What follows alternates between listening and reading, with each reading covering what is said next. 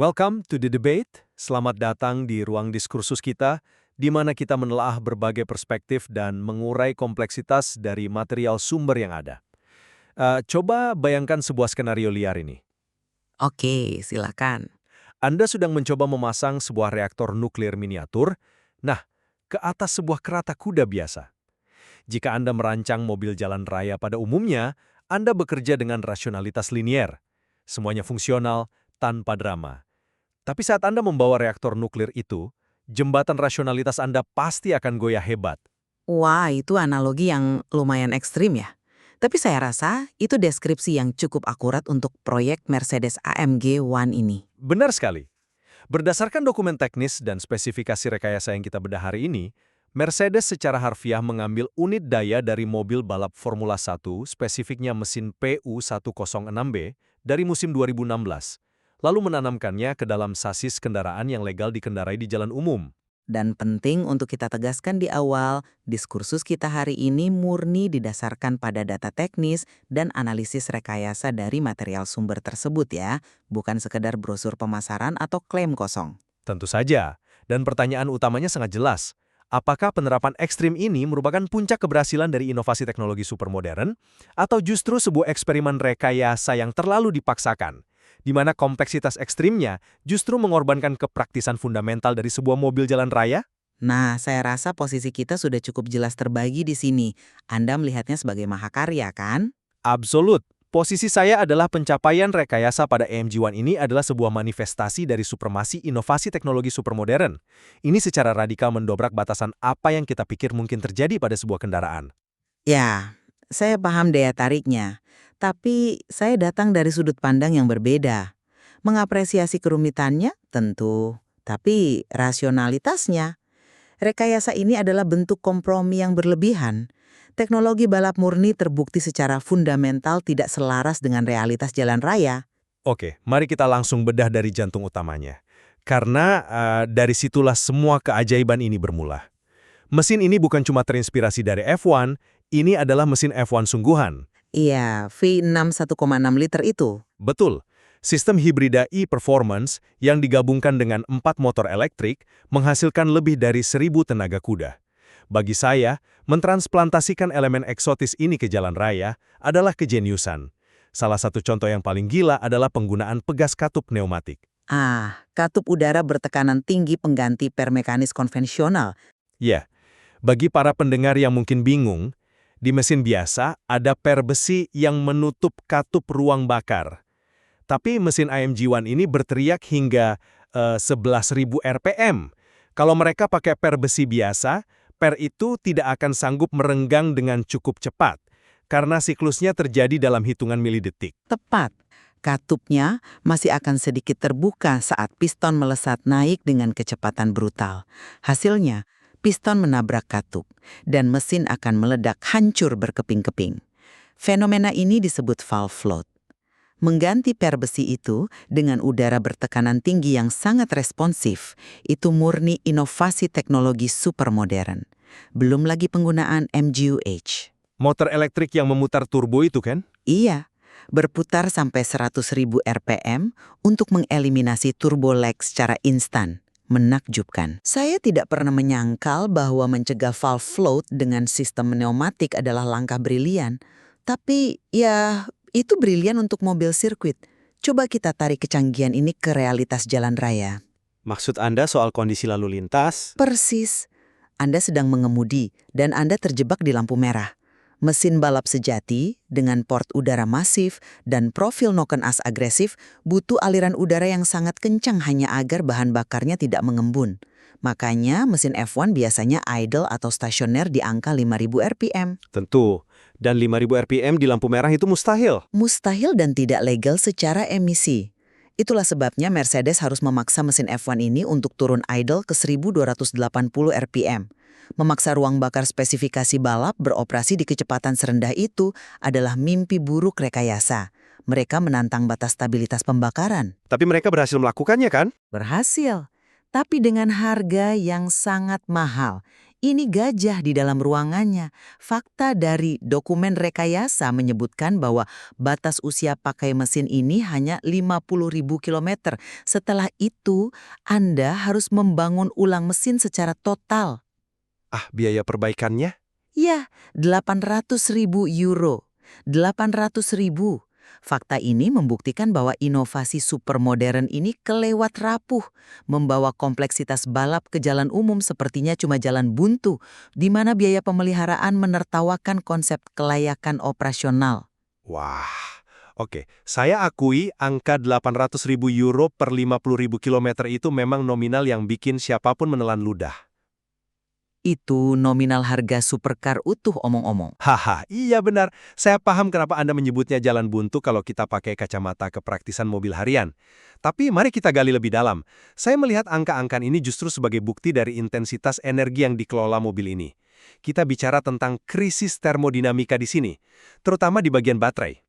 Baterai 800 volt yang disiksa dengan pengisian agresif itu. Tepat sekali. Baterai 8,4 kWh ini tidak dirancang untuk jarak tempuh. Ia dirancang murni untuk kepadatan daya ekstrim. Siklus pengisian dan rekuperasi yang terjadi dalam hitungan detik menghasilkan panas yang luar biasa masif. Ibarat mendinginkan reaktor nuklir miniatur tadi ya? Benar. Dan disinilah terobosan inovasi teknologi supermodern itu muncul. Ketimbang pakai pelat pendingin eksternal seperti mobil listrik biasa, AMG menerapkan sistem direct liquid cooling. Membanjiri ruang baterai dengan cairan secara langsung? Secara harfiah, membasahi setiap sel individu dengan cairan pendingin non-konduktif. Ada persamaan perpindahan panas yang elegan di baliknya, laju aliran cairan dikalikan selisih suhu dan sebagainya. Tapi intinya, mobil ini punya pompa elektrik cerdas yang secara dinamis mengubah laju aliran cairan. Untuk menjaga suhunya tetap stabil, Ya, terkunci presisi di angka 50 derajat Celcius, tidak peduli sekeras apa pengemudi menyiksanya di lintasan. Itu adalah manajemen thermal tingkat dewa. tingkat dewa di atas kertas mungkin. Tapi mari kita turun ke aspal jalan raya sebentar. Saya mengerti persamaannya brilian, namun aplikasi praktisnya menuntut sistem penyegelan yang tingkat toleransinya benar-benar absolut. Untuk mencegah cairan membasahi komponen di luarnya. Tinggi dengan belasan liter cairan. Di sirkuit mulus mungkin aman, tapi ini jalan raya. Kita bicara lubang jalan, polisi tidur, getaran tidak terprediksi. Anda khawatir guncangan fisik merusak segelnya? Sangat khawatir. Kalau ada kebocoran mikroskopis, sekecil apapun akibat getaran, sistem termalnya bisa kolaps. Ingat, kepadatan dayanya sangat ekstrim. Jika pendinginan gagal, risiko pelarian termal atau thermal runaway, di mana baterai terbakar berantai dan tak bisa dipadamkan, adalah ancaman fatal. Risiko itu memang melekat pada baterai kinerja tinggi. Pertanyaan saya, apakah risiko seberat ini sepadan untuk mobil produksi? Inovasi teknologi yang sejati harusnya membuat kendaraan lebih tangguh, bukan memaksa arsitektur rumit cuma buat mencegah baterai meleleh karena siklus balap. Menarik. Anda melihatnya sebagai bom waktu struktural, sementara saya melihatnya sebagai pendobrakan batas ilmu material. Tapi argumen Anda soal cairan dan baterai tadi membawa kita ke masalah bobot. Dan bobot adalah musuh utama dalam mendesain hypercar. Tentu, makin berat, makin lambat. Nah, bagaimana mereka mengakalinya? Ini bagian favorit saya. Mereka pakai sasis monokok karbon, dan alih-alih menempelkan mesin di atas sasis, mesin V6 dan transmisi AMT 7 percepatannya difungsikan sebagai struktur penopang beban utama. Load-bearing chassis, konsep khas Formula 1. Betul, suspensi belakang itu dibaut langsung ke transmisi. Tapi tunggu, dengarkan cara mereka mengakali transmisi automated manual transmission ini. Karena mereka pakai kopling tunggal, seharusnya ada jeda tenaga saat pindah gigi. Iya, lubang akselerasi yang bikin kepala mengangguk ke depan itu. Tepat. Untuk mengisi kekosongan torsi itu, mereka melakukan torque filling menggunakan MGU-K. Itu motor elektrik berkekuatan 120 kW di poros engkol. Jadi saat kopling terbuka, MGU-K secara instan menyuntikkan torsinya. Hasilnya, akselerasi linier yang mulus. Ini bukti bahwa inovasi teknologi supermodern bisa menyelesaikan kelemahan fisik mekanis dengan perangkat lunak. Bentar-bentar deh. Mari kita jujur soal asal-muasal kenapa torque filling itu diperlukan. Anda meromantisasi motor elektrik itu, padahal ini murni sebuah band-aid, sebuah plester mekanis. Plester mekanis bagaimana maksud Anda? Kenapa mereka tidak pakai transmisi otomatis kopling ganda atau DCT yang sudah umum di supercar biasa dan bisa pindah gigi tanpa jeda torsi? Karena di City itu ukurannya terlalu besar dan jauh lebih berat. Tepat sekali. Karena terhalang target bobot chassis, mereka terpaksa pilih AMT kopling tunggal yang kasar. Tapi jeda torsi dari AMT ini berbahaya kalau mobil sedang berada di batas traksi di tengah tikungan. Keseimbangan bisa hilang dan mobil bisa melintir. Dan sistem torque filling mengatasinya. Tapi dengan cara yang tidak elegan. Memakai motor elektrik seharga ratusan ribu euro murni sebagai penambal celah buat menutupi masalah yang mereka ciptakan sendiri akibat pembatasan berat. Itu bukan inovasi yang murni, itu rekayasa yang dipaksa membereskan kekacauannya sendiri. Menyebutnya cuma sekedar penambal celah itu rasanya sangat meremehkan ya. MGUK itu tidak cuma duduk diam menunggu gigi berpindah loh. Saat pengereman, dia memanen energi kembali ke baterai. Efisiensinya luar biasa. Tetap saja fungsi awalnya di sistem transmisi adalah kompromi. Mungkin. Tapi Anda menyinggung soal batas traksi di tengah tikungan tadi. Itu transisi yang sempurna untuk masuk ke area di mana AMG One benar-benar memanipulasi hukum fisika. Sistem aerodinamika aktif dan dinamika poros depan. Bagian yang paling bergantung pada microcontroller. Lebih dari itu, mobil ini pakai suspensi push rod dengan heave springs yang dipasang horizontal. Di mode track, louvers atau bilah aerodinamika di atas roda depan terbuka, sayap belakang naik. Downforce-nya berlipat ganda hingga 5 kali lipat. Membuat mobil menempel ke aspal layaknya magnet. Dan pegas horizontal tadi menahan tekanan bertonton itu agar sesis tidak terseret. Sementara roda kiri dan kanan tetap independen, meredam gundukan. Bahkan ada tombol Race DRS untuk mengurangi hambatan angin hingga 20% di trek lurus. Aerodinamika F1 yang dibawa ke jalan tol. Ya, tapi keajaiban aslinya ada di dua roda depannya. Di sana ada dua motor elektrik independen yang berputar sampai 50.000 RPM. Mereka sanggup melakukan vektor torsi secara agresif. Komputer bisa memberi dorongan di roda kiri sambil mengerem roda kanan, menarik hidung mobil menembus apeks tikungan dengan sangat presisi. Saya tidak memungkiri kelincahan vektor torsi itu di atas kertas, tapi mari kita bahas realitas di baliknya. Tidak ada hubungan mekanis atau as roda besi yang menghubungkan roda depan kiri dan kanan. Semuanya dipisahkan. Benar, murni dikendalikan oleh elektronik. Dan itu yang membuat bulu kuduk saya berdiri dari perspektif keselamatan. Ketidakadaan diferensial mekanis ini menciptakan ketergantungan yang mengerikan pada kontrol mikrodetik. Coba bayangkan skenario ini. Skenario malfungsi. Ya, Anda sedang memacu mobil ini di jalan bebas hambatan antar kota.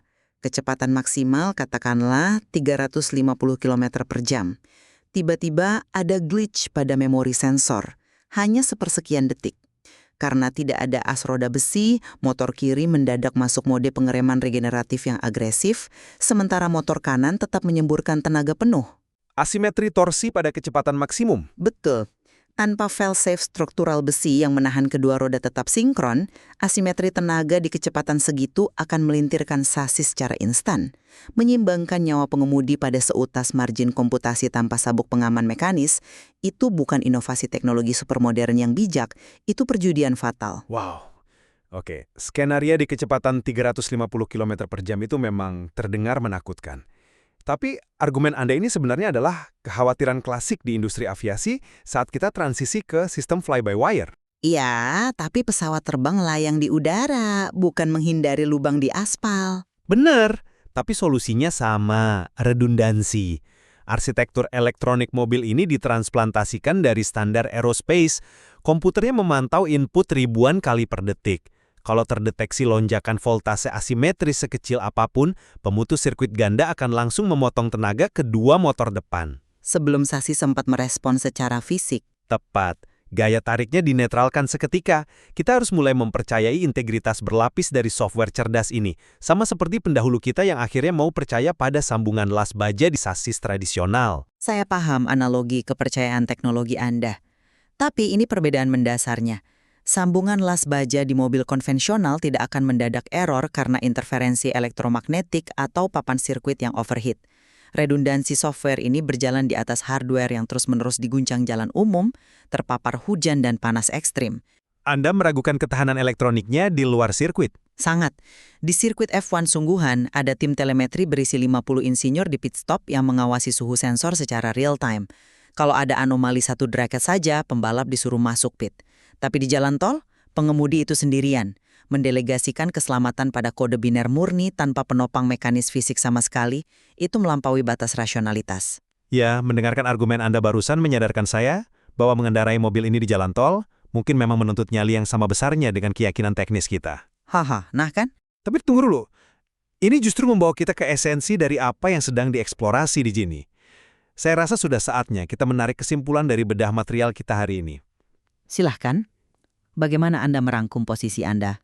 Dari kacamata saya, terlepas dari batas umur pakai yang cuma 50.000 kilometer atau keharusan bergantung pada algoritma mikrodetik tadi, ini adalah sebuah penaklukan mutlak. Implementasi MGUH, sistem pendingin cairan langsung yang cerdas, hingga katup pneumatik, itu semua meruntuhkan dinding pembatas antara mesin sirkuit dan jalan raya. Ini adalah tonggak sejarah tentang sejauh mana inovasi teknologi supermodern bisa direntangkan ketika rasionalitas finansial dikesampingkan. Saya menangkap poin Anda. Dan untuk kesimpulan dari pihak saya justru berpikir sebaliknya. Melampaui batas inovasi sampai sejauh ini bertindak sebagai cermin yang memantulkan batas kelayakan praktis. Cermin peringatan maksudnya? Tepat. Ketika Anda butuh puluhan miliar rupiah untuk membangun ulang mesin setiap beberapa tahun, memakai motor elektrik mahal untuk menutupi jeda mekanis, dan membuang as roda depan demi algoritma rawan glitch, itu mengonfirmasi satu realitas pahit. Mesin balap murni ada di sirkuit karena suatu alasan yang sangat kuat. Memaksanya masuk ke aspal umum melahirkan kompromi yang mengikis durabilitas dan batas keamanan fundamental kendaraan. Argumen yang sangat tajam. Namun, terlepas dari perdebatan kita mengenai apakah mobil ini rasional atau tidak untuk jalan raya, saya yakin ada satu titik temu di antara kita. Bahwa ini adalah proyek yang gila. Haha, ya. Bahwa Mercedes-AMG One ini adalah monumen rekayasa tanpa kompromi. Sebuah karya seni teknis yang tak tertandingi, di mana manusia secara terang-terangan menolak untuk tunduk pada hukum batas termodinamika. Oh, saya sepakat sepenuhnya untuk bagian itu. Terlepas dari ini fungsional atau sekedar simbol arogansi engineering, kegigihan absolut untuk menjejalkan sirkuit pendingin hiperkompleks ke dalam sebuah plat nomor jalan raya adalah studi kasus yang brilian. Bukti nyata obsesi manusia. Persis. Mengurai suatu rekayasa melalui perspektif ganda seperti yang baru saja kita lakukan ini benar-benar membuka nuansa yang lebih dinamis. Di balik spesifikasi brosyur, ada realitas operasional yang jauh lebih dalam untuk dieksplorasi. Kembali ke analogi kita di awal, reaktor nuklir dan kereta kuda. Ya, kereta yang malang. Mungkin pencapaiannya bukanlah soal membuat kereta itu nyaman dipakai belanja ke pasar, melainkan sekedar pembuktian sensasional bahwa kita mampu menjinakkan kekuatan monster tersebut. Terima kasih telah bergabung dalam perdebatan ini, dan mari kita nantikan inovasi apa lagi yang akan mengguncang rasionalitas kita ke depannya. Sampai jumpa di ruang diskursus selanjutnya.